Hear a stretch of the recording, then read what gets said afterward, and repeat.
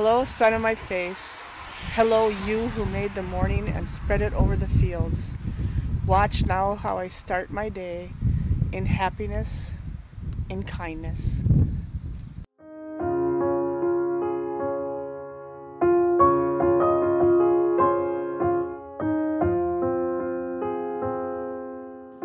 Will the hungry ox stand in the field and not eat of the sweet grass? Will the owl bite off its own wings? Will the lark forget to lift its body in the air or forget to sing? Will the rivers run upstream? Behold, I say, behold, the reliability and the finery and the teachings of this gritty earth gift. Eat bread and understand comfort. Drink water and understand delight. Visit the garden where the scarlet trumpets are opening their bodies for the hummingbirds, who are drinking the sweetness, who are thrillingly gluttonous. For one thing leads to another. Soon you will notice how stones shine underfoot. Eventually tides will be the only calendar you believe in. And someone's face, whom you love, will be as a star, both intimate and ultimate. And you will be both heart-shaken and respectful. And you will hear the air itself like a beloved whisper. Oh, let me for a while longer enter the two beautiful bodies of your lungs. Someday I am going to ask my friend Paulus, the dancer, the potter, to make me a begging bowl, which I believe my soul needs. And if I come to you, to the door of your comfortable house, with unwashed clothes and unclean fingernails, will you put something into it? I would like to take this chance. I would like to give you this chance. We do one thing or another. We stay the same or we change. Congratulations if you have changed. Let me ask you this. Do you also think that beauty exists for some fabulous reason? And if you have not been enchanted by this adventure, your life, what would do for you? What I loved in the beginning, I think, was mostly myself. Never mind that I had to, since someone had to. That was many years ago. Since then, I have gone out from my confinements, through with difficulty. I mean the ones that thought to rule my heart. I cast them out. I put them in the mush pile. They will be nourishment somehow. Everything is nourishment somehow or another. And I have become the child of the clouds and of hope. I have become the friend of the enemy, whoever that is. I have become older, and cherishing what I have learned, I have become younger. And what do I risk to tell you this, which is all I know?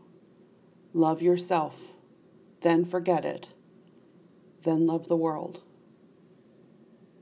You can die for it, an idea or the world. People have done so brilliantly, letting their small bodies be bound to the stake, creating an unforgettable fury of light.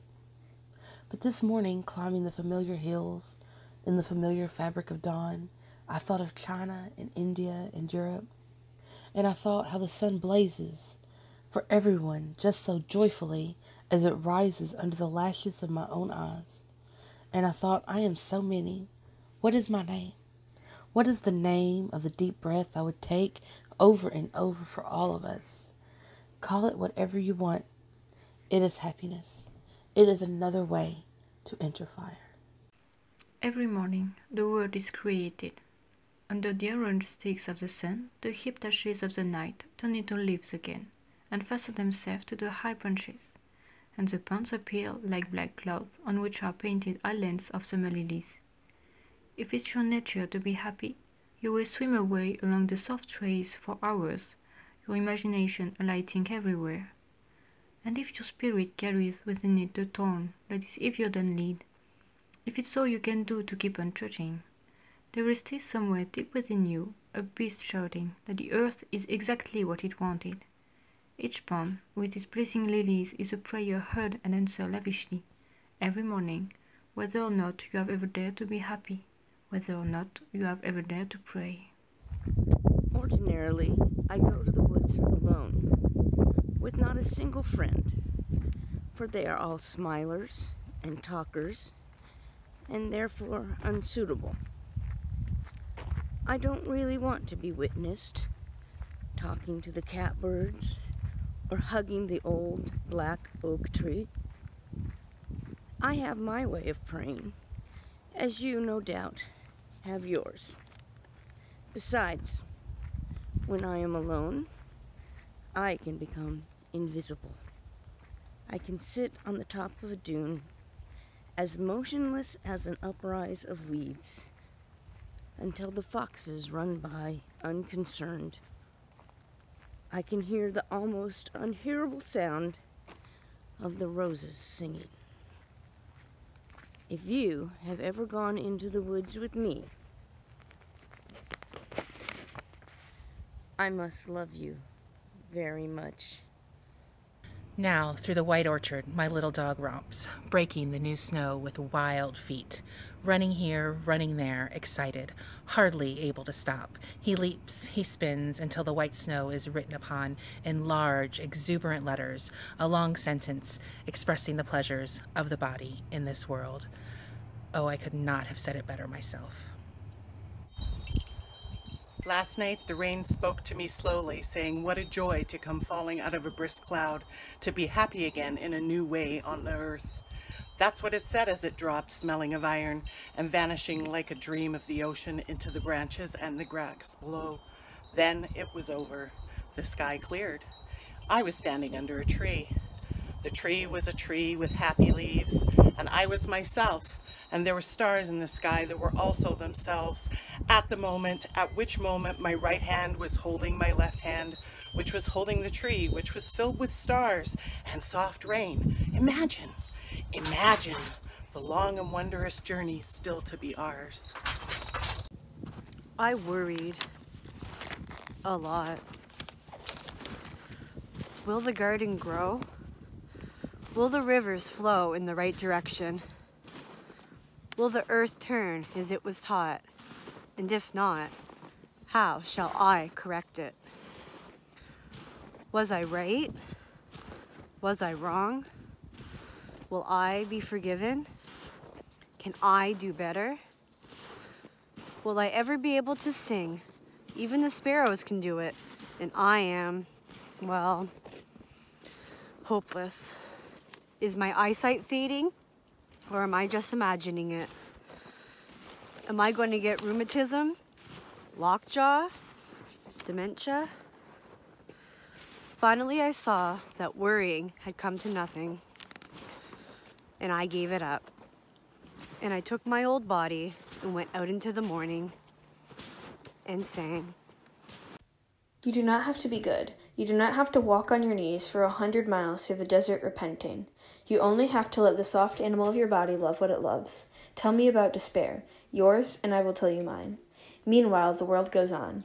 Meanwhile, the sun and the clear pebbles of the rain are moving across the landscapes, over the prairies and the deep trees, the mountains and the rivers. Meanwhile, the wild geese, high in the clean blue air, are heading home again. Whoever you are, no matter how lonely, the world offers itself to your imagination, calls you like the wild geese, harsh and exciting, over and over announcing your place in the family of things. Have you ever seen anything in your life more wonderful than the way the sun, every evening, relaxed and easy, floats towards the horizon and into the clouds of the hills, or the rumpled sea, and is gone, and how it slides again out of the blackness, every morning, on the other side of the world like a red flower, streaming upward on its heavenly oils, say, on a morning in early summer, at its perfect imperial distance. And have you ever felt for anything such wild love? Do you think there is anywhere in any language a word billowing enough for the pleasure that fills you as the sun reaches out, as it warms you, as you stand there empty-handed? Or have you too turned from this world? Or have you too gone crazy for power, for things? I thought the earth remembered me. She took me back so tenderly, arranging her skirts, her pockets full of lichens and seeds. I slept as never before, a stone on the riverbed. Nothing between me and the white fire of the stars, but my thoughts. And they floated light as moths among the branches of the perfect trees. All night I heard the small kingdoms breathing around me. The insects and the birds, who do their work in the darkness. All night I rose and fell, as if water, crippling with luminous doom. By morning I had vanished at least 1,000 times into something better. My work is loving the world. Here the sunflowers, there the hummingbird, equal seekers of sweetness. Here the quickening yeast, there the blue plums. Here the clam deep in the speckled sand. Are my boots old? Is my coat torn? Am I no longer young and still not half perfect? Let me keep my mind on what matters, which is my work, which is mostly standing still and learning to be astonished. The phoebe, the delphinium, the sheep in the pasture and the pasture, which is mostly rejoicings, since all ingredients are here, which is gratitude, to be given a mind and a heart, and these body clothes, a mouth with which to give shouts of joy to the moth and the wren, to the sleepy dug-up clam, telling them all, over and over, how it is that we live forever. The female and 2 chicks, no bigger than my thumb, scattered, shimmering in their pale green dresses. They rose, tiny fireworks, into the leaves and hovered. Then they sat down, each one with dainty charcoal feet, each one on a slender branch, and looked at me. I'd meant no harm. I'd simply climbed the tree for something to do on a summer's day, not knowing they were there, ready to burst the ledges of their mossy nest and to fly for the first time in their sea-green helmets, with brisk, metallic tails, each told wing, with every dollop of flight drawing a perfect wheel across the air. Then, with a series of jerks, they paused in front of me and dark-eyed stared, as though I were a flower. And then, like 3 tosses of silvery water, they were gone. Alone in the crown of the tree, I went to China. I went to Prague. I died and was born in the spring. I found you and loved you again.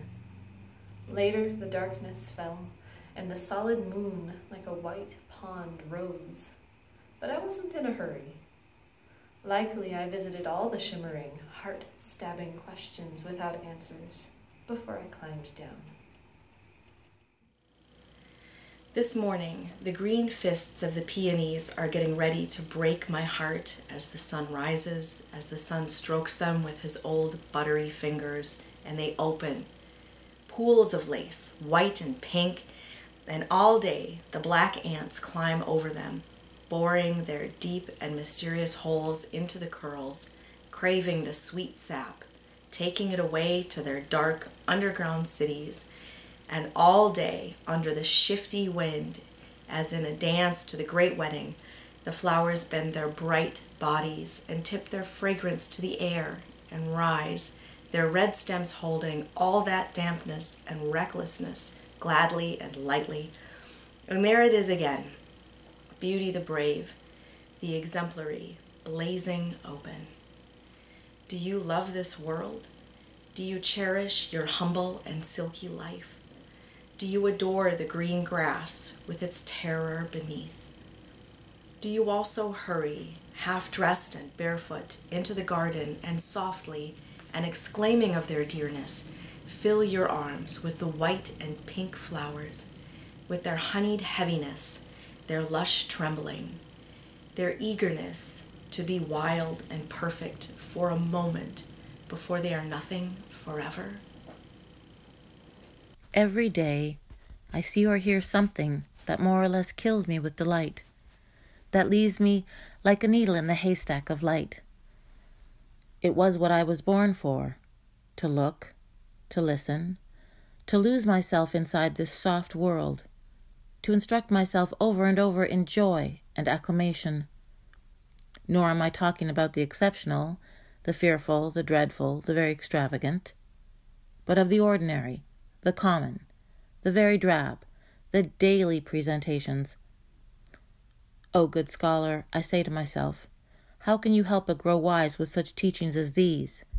The untrimmable light of the world, the ocean's shine, the prayers that are made out of grass. I don't know where prayers go or what they do. Do cats pray while they sleep, half asleep in the sun? Does the opossum pray as it crosses the street? The sunflowers? The old black oak growing older every year? I know I can walk through the world, along the shore or under the trees, with my mind filled with things of little importance, in full self-attendance. A condition I can't really call being alive. Is a prayer a gift or a petition, or does it matter? The sunflowers blaze, maybe that's their way.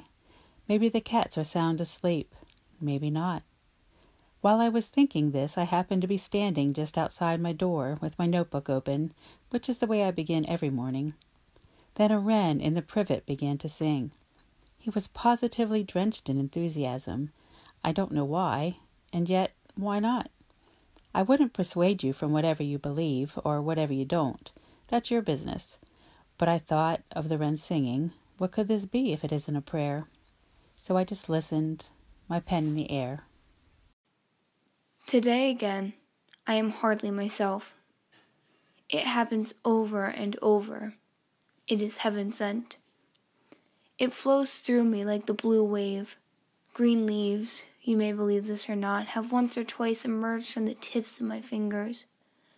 Somewhere, deep in the woods, in the reckless seizure of spring. Though of course I also know that other song, the sweet passion of oneness. Just yesterday, I watched an ant crossing a path.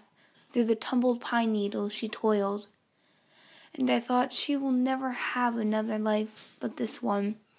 And I thought, if she lives her life with all her strength, is she not wonderful and wise? And I continued this up the miraculous pyramid of everything until I came to myself. And still, even in these northern woods, on these hills of sand, I have flown from the other window of myself to become white heron, blue whale, red fox, hedgehog. Oh, sometimes already my body is felt like the body of a flower. Sometimes already my heart is a red parrot perched among strange, dark trees, flapping and screaming. Можно ангелов видеть везде и всегда, только раскрой ты пошире глаза. Не знает никто, что реально, что нет. Не парься над этим. Вот мой ответ. Много здесь точно, возможно, не счесть. В головы к людям нельзя нам залезть. Верьте, не верьте, мне все равно. Для размышления скажу вам одно. Только ангелов пляшут, не нужно считать. Достаточно верить, что есть они, могут они танцевать. Você não tem que ser bom. Você não precisa andar de joelhos e percorrer 100 quilômetros de arrependimento no deserto. Você só precisa deixar que esse animal tenro que é seu corpo ame o que ele ama. Fale-me do seu desespero, fale-me dele e eu lhe falarei do meu. Enquanto isso, o mundo segue adiante. Enquanto isso, o sol e as gotículas cristalinas de chuva atravessam paisagens, pairam sobre os campos e sobre as árvores frondosas e sobre montanhas e rios. Enquanto isso, gansos selvagens voam de volta para casa, nas alturas de um ar puro e azul. Quem quer que você seja, não importa o quão solitário esteja, o mundo se entrega à sua imaginação e o chama, como chamaria os gansos selvagens, estridente e entusiasticamente, para, repetidas vezes, anunciar o seu lugar na família das coisas. Un día por fin supiste lo que tenías que hacer y lo empezaste, aunque a tu alrededor algunas voces insistían en gritar malos consejos, aunque toda la casa se puso a temblar y sentiste el viejo tirón en los tobillos. ¡Arréglame la vida!, gritaba cada una de las voces, pero no te detuviste. Sabías lo que tenías que hacer, aunque el viento husmeara con sus dedos rígidos hasta en los cimientos, aunque su melancolía fuese tremenda. Ya era bastante tarde, y era una noche espantosa, y la carretera estaba llena de ramas y piedras caídas. Pero poco a poco, A medida que dejabas atrás sus voces, las estrellas comenzaron a arder, y a través de las láminas de nubes se oyó una voz nueva que lentamente reconociste como tuya, que te hacía compañía mientras a zancadas penetrabas cada vez más en el mundo, con la decisión de hacer lo único que podías hacer, la decisión de salvar la única vida que podías salvar.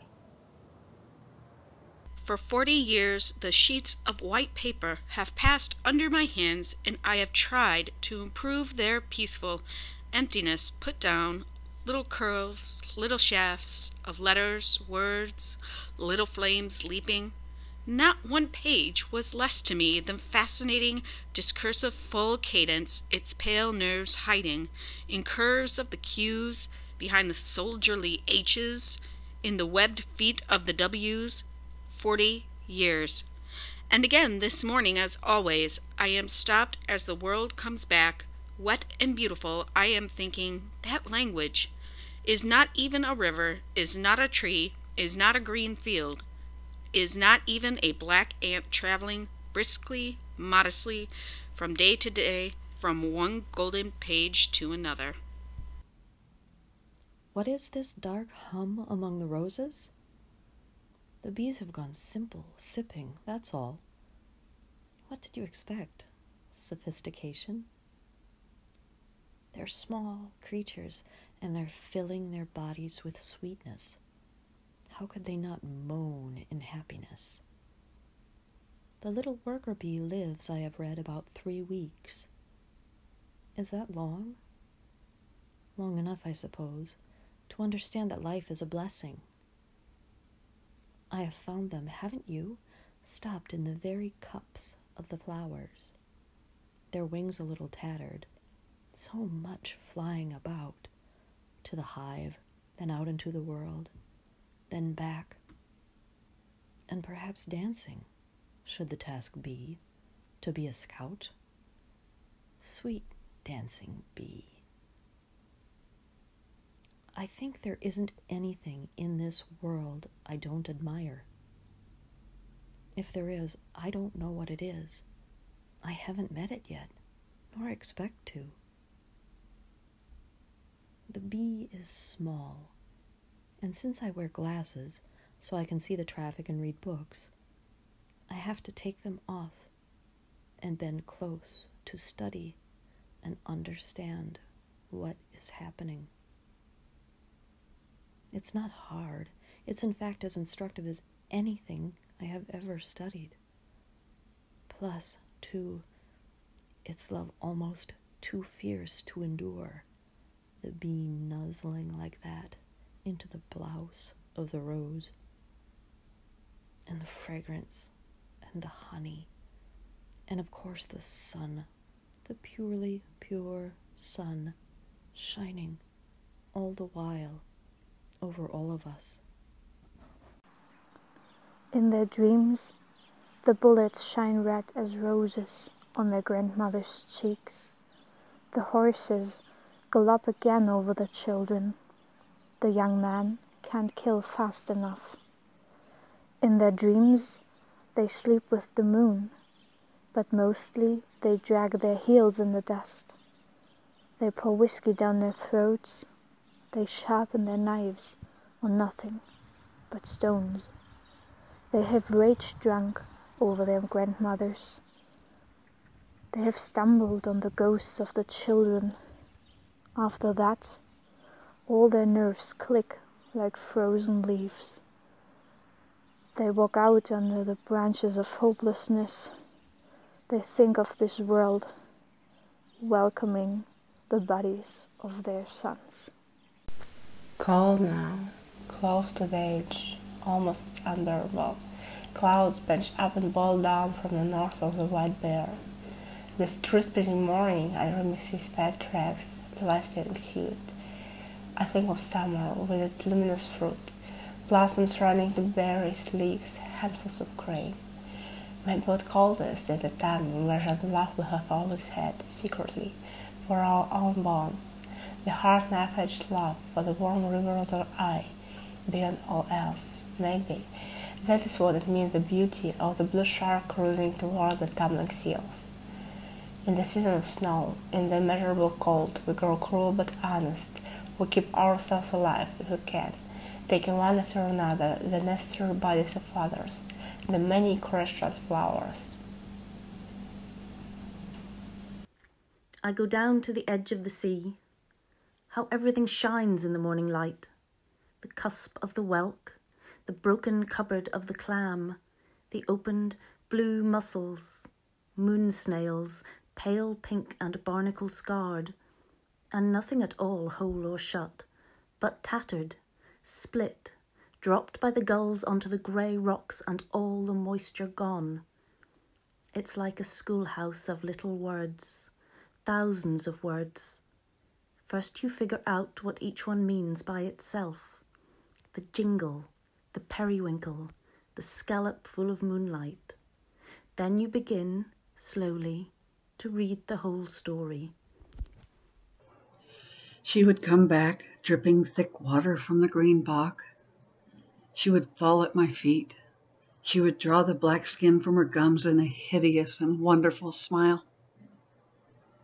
And I would rub my hands over her pricked ears and her cunning elbows. And I would hug the barrel of her body, amazed at the unassuming, perfect arch of her neck. It took 4 of us to carry her into the woods. We did not think of music, but anyway, it began to rain slowly. Her wolfish, invitational half-pounce, her great and lordly satisfaction at having chased something, my great and lordly satisfaction at her splash of happiness as she barged through the pitch pines, swiping my face with her wild, slightly mossy tongue. Does a hummingbird think he himself invented his crimson throat? He is wiser than that, I think. A dog lives 15 years, if you're lucky. Do the cranes crying out in the high clouds think it is all their own music? A dog comes to you and lives with you in your own house, but you do not therefore own her, as you do not own the rain or the trees or the laws which pertain to them. Does a bear, wandering the autumn up the side of the hill, think all by herself she has imagined the refuge and the refreshment of her long slumber? A dog can never tell you she knows from the smells of the world, but you know, watching her, that you know almost nothing. Does a water snake with his backbone of diamonds think the black tunnel on the bank of the pond is a palace of his own making? She roved ahead of me through the fields, yet would come back, or wait for me, or be somewhere. Now she is buried under the pines. Nor will I argue it, or pray for anything but modesty, and not to be angry. Though the trees, there is a sound of the wind palavering, the smell of the pine needles. What is it but a taste of the infallible energies? How strong was her dark body. How apt is her grave place. How beautiful is her unshakable sleep. Finally, the slick mountains of love break over us.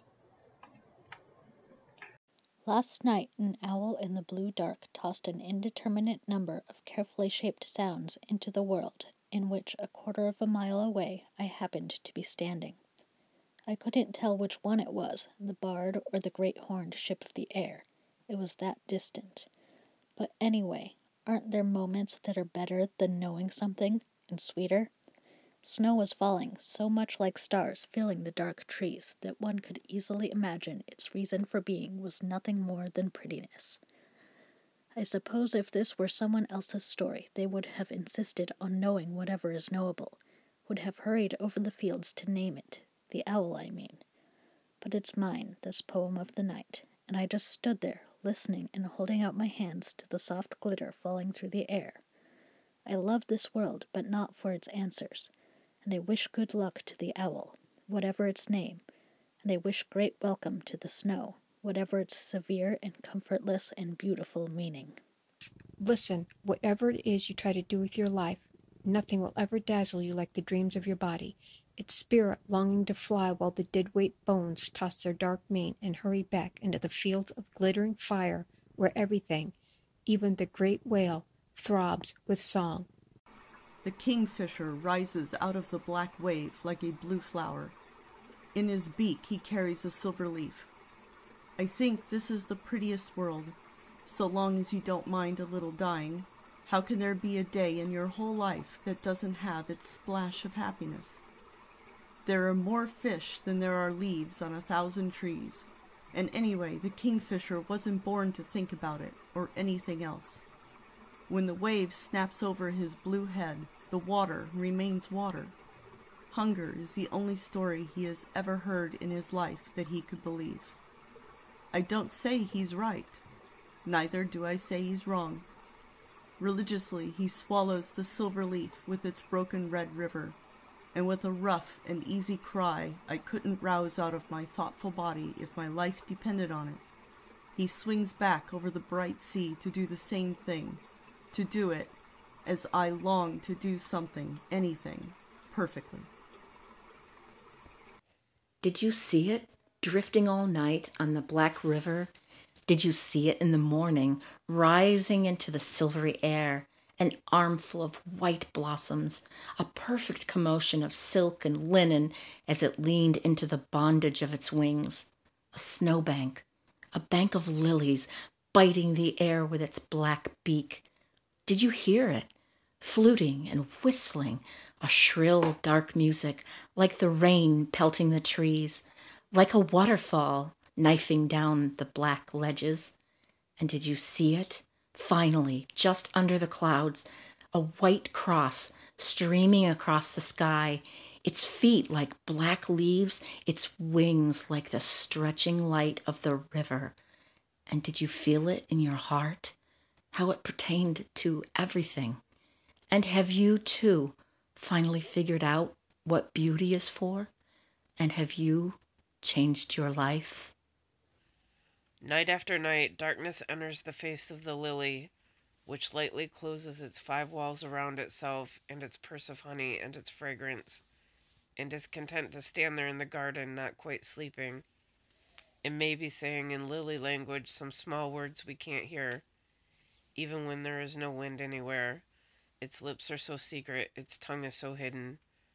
Or maybe it says nothing at all, but just stands there with the patience of vegetables and saints, until the whole earth is turned around and the silver moon becomes the golden sun, as the lily absolutely knew it would, which is itself, isn't it, the perfect prayer? The ripe floating caps of the fly amanita glow in the pine woods. I don't even think of the eventual corruption of my body, but of how quaint and humorous they are, like a collection of doorknobs, half moons, then a yellow drizzle of flying saucers. In any case, they won't hurt me unless I take them between my lips and swallow, which I know enough not to do. Once in the South, I had this happen. The soft rope of a water moccasin slid down the red knees of the mangrove. The hundreds of threads housing the smooth, white leaves of mussel, moving it like a happiness towards the water, where some bubbles on the surface of that underworld announced a fatal carelessness. I didn't even then move towards the fine point of the story, but stood in my lonely body, amazed and full of attention, as it fell like a stream of glowing syrup into the dark water, as that blurted out of the perfectly arranged mouth. How necessary it is to have opinions. I think the spotted trout lilies are satisfied, standing a few inches above the earth. I think serenity is not something you just find in the world, like a plum tree holding up its white petals. The violets along the river are opening their blue faces, like small dark lanterns. The green mosses, being so many, are as good as brawny. How important it is to walk along, not in haste but slowly, looking at everything and calling out, yes, no. The swan, for all his pomp, his robes of glass and petals, wants only to be allowed to live on the nameless pond. The catbrier is without fault. The water thrushes, down among the sloppy rocks, are going crazy with happiness. Imagination is better than a sharp instrument. To pay attention, this is our endless and proper work. It doesn't have to be the blue iris. It could be weeds in a vacant lot or a few small stones. Just pay attention, then patch a few words together and don't try to make them elaborate. This isn't a contest, but the doorway into thanks and a silence in which another voice may speak. For all they said, I could not see the water fall until I came and saw the water falling. Its lace legs and womanly arms sheeting down while something howled like thunder over the rocks all day and all night, unspooling like ribbons made of snow or God's white hair. At any distance, it fell without a break or seam, and slowly, a simple preponderance, a fall of flowers, and truly it seemed, surprised by the unexpected kindness of the air, and light-hearted to be flying at last. Gravity is a fact everybody knows about. It is always underfoot, like a summons, gravel-backed and mossy, in every beetled basin and imagination. Who made the world? Who made the swan and the black bear? Who made the grasshopper?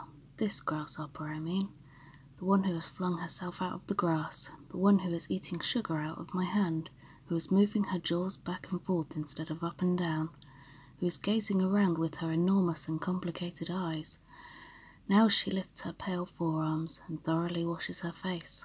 Now she snaps her wings open and floats away. I don't know exactly what a prayer is. I do know how to pay attention, how to fall down into the grass, how to kneel down in the grass, how to be idle and blessed, how to stroll through the fields, which is what I have been doing all day.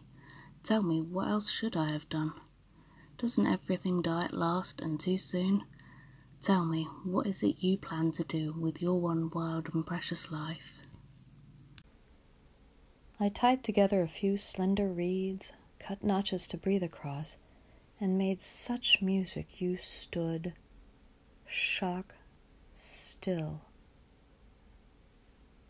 And then followed as I wandered, growing moment by moment slant eyes and shaggy, my feet slamming over the rocks, growing hard as horn. And there you were behind me, drowning in the music, letting the silver clasps out of your hair, hurrying, taking off your clothes. I can't remember where this happened, but I think it was late summer, when everything is full of fire and rounding to fruition, and whatever doesn't, or resists, must lie like a field of dark water under the pulling moon, tossing and tossing. In the brutal elegance of cities, I have walked down the halls of hotels and heard this music behind shut doors. Do you think the heart is accountable? Do you think the body any more than a branch of the honey locust tree? Hunting water, hunching toward the sun, shivering when it feels that good into white blossoms? Or do you think there is a kind of music, a certain strand, that lights up the otherwise blunt wilderness of the body, a furious and unaccountable selectivity? Ah, well, anyway, whether or not it was late summer, or even in our part of the world, it is all only a dream. I did not turn into the lithe goat god. Nor did you come running like that. Did you? On a summer morning, I sat down on a hillside to think about God, a worthy pastime. Near me, I saw a single cricket. It was moving the grains of the hillside this way and that way. How great was its energy! How humble its effort! Let us hope it will always be like this, each of us going on in our inexplicable ways, building the universe. I have refused to live locked in the orderly house of reasons and proofs. The world I live in and believe in is wider than that. And anyway, what's wrong with maybe? You wouldn't believe what once or twice I have seen. I'll just tell you this. Only if there are angels in your head will you ever possibly see one. You might see an angel anytime and anywhere. Of course, you have to open your eyes to a kind of second level, but it's not really hard. The whole business of what's reality and what isn't has never been solved and probably never will be. So I don't care to be too definitive about anything. I have a lot of edges called perhaps and almost nothing you can call certainty for myself, but not for other people. That's a place you just can't get into, not entirely anyway, other people's heads. I'll just leave you with this. I don't care how many angels can dance on the head of a pin. It's enough to know that for some people they exist and that they dance. One day you finally knew what you had to do and began, though the voices around you kept shouting their bad advice, though the whole house began to tremble, and you felt the old tug at your ankles. Mend my life, each voice cried, but you didn't stop. You knew what you had to do, though the wind cried with its stiff fingers at the very foundations, though their melancholy was terrible. It was already late enough and a wild night, and the road full of fallen branches and stones. But little by little, as you left their voices behind, and the stars began to burn through the sheets of clouds, and there was a new voice, which you slowly recognized as your own, that kept you company as you strode deeper and deeper into the world, determined to do the only thing you could do, determined to save the only life you could save. Chunky and noisy, but with stars in their black feathers, they spring from the telephone wire, and instantly they are acrobats in the freezing wind. And now, in the theater of air, they swing over buildings, dipping and rising. They float like one stippled star that opens, becomes for a moment fragmented, then closes again. And you watch, and you try, but you simply can't imagine how they do it. With no articulated instruction, no pause, only the silent confirmation that they are this notable thing, this wheel of many parts that can rise and spin over and over again, full of gorgeous life. Ah, world, what lessons you prepare for us, even in the leafless winter, even in the ashy city. I am thinking now of grief and of getting past it. I feel my boots trying to leave the ground. I feel my heart pumping hard. I want to think again of dangerous and noble things. I want to be light and frolicsome. I want to be improbable beautiful and afraid of nothing, as though I had wings. When death comes, like the hungry bear in autumn. When death comes and takes all the bright coins from his purse to buy me, and snaps the purse shut. When death comes, like the measles pox. When death comes, like an iceberg between the shoulder blades, I want to step through the door full of curiosity, wondering, What is it going to be like, that cottage of darkness? And therefore I look upon everything as a brotherhood and a sisterhood, and I look upon time as no more than an idea, and I consider eternity as another possibility. And I think of each life as a flower, as common as a field daisy and as singular, and each name a comfortable music in the mouth, tending, as all music does, towards silence. And each body a lion of courage and something precious to the earth. When it's over, I want to say, all my life, I was a bride married to amazement. I was a bridegroom taking the world into my arms. When it's over, I don't want to wonder if I've made of my life something particular and real. I don't want to find myself sighing and frightened or full of argument. I don't want to end up simply having visited this world.